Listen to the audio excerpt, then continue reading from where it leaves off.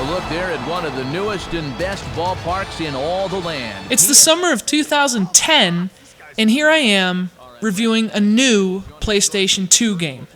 Who is still buying games for this system?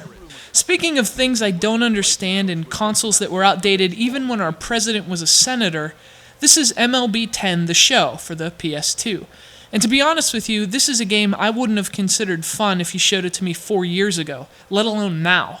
I would have been much more interested in your time-traveling DeLorean. Hard to the left side. Foul. But that's just me. That's my personal reaction to games that turn my favorite sport and my summertime obsession into a boring, convoluted, and overly detailed exercise in pseudo-realism. But to be objective and most importantly fair to the game's intended audience, MLB 10 The Show is good at what it does. But the hardware limitations of the PS2 are more crippling now than ever before.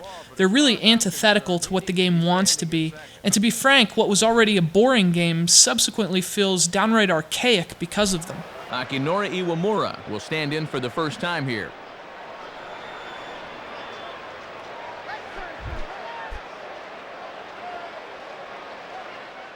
But beneath its outdated exterior is a solid game of MLB The Show, including all the needless complexities people apparently think they need in a baseball video game. If you're into games that make the science of baseball seem more like a 2-hour lecture than an episode of Bill Nye the Science Guy, MLB 10 The Show is the game you've been waiting for on pins and needles since MLB 09 The Show.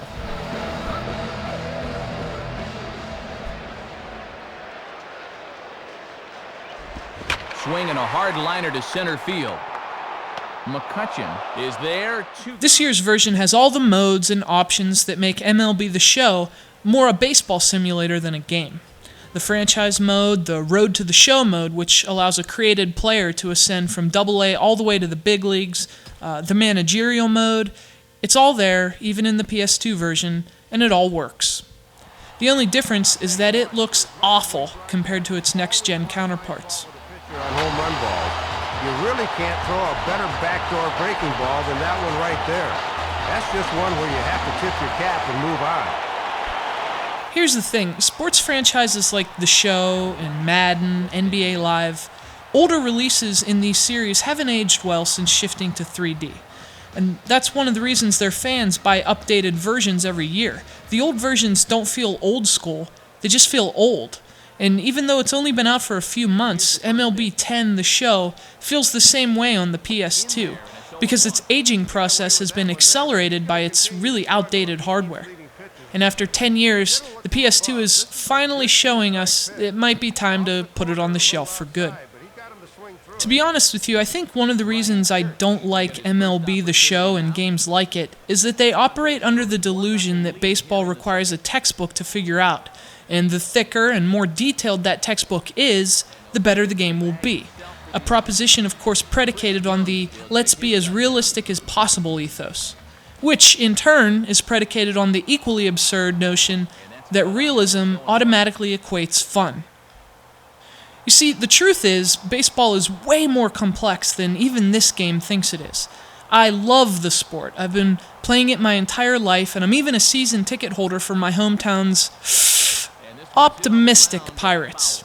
And I can tell you that even now, as a young adult, I'm still learning about the nuance of the game, the meaning behind the numbers. There's way more to baseball than you're ever going to be able to recreate in a baseball game, at least not in a fun way. Yet MLB 10 The Show tries, and the result is 7 pages in the instruction manual devoted entirely to the game's controls.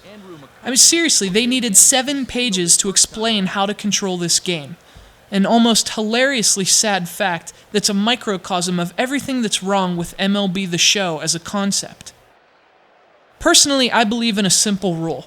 Video games should make things easier than they are in reality. Despite the best efforts of video games, I'm not convinced flying a spaceship or jumping on a flying turtle is as easy as the gaming industry portrays it to be. That's a good thing. And games should make real activities, if they're going to bother mimicking them at all, seem easier and more fun than they really are. Otherwise, why wouldn't you just go outside and do the real thing? After playing MLB 10 The Show for the PS2, I'm left asking that question, among several others.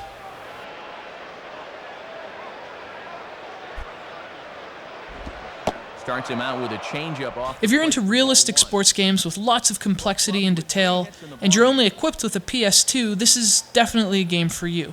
Well, it's easier to teach someone how to swing a bat in real life than in a game like this, not to mention a lot less pretentious and a lot more fun. Swing and a miss as he ramps up. Well, and you see where this pitch is. This is by design, and they know this guy's susceptible to a pitch up there, but he comes through anyway.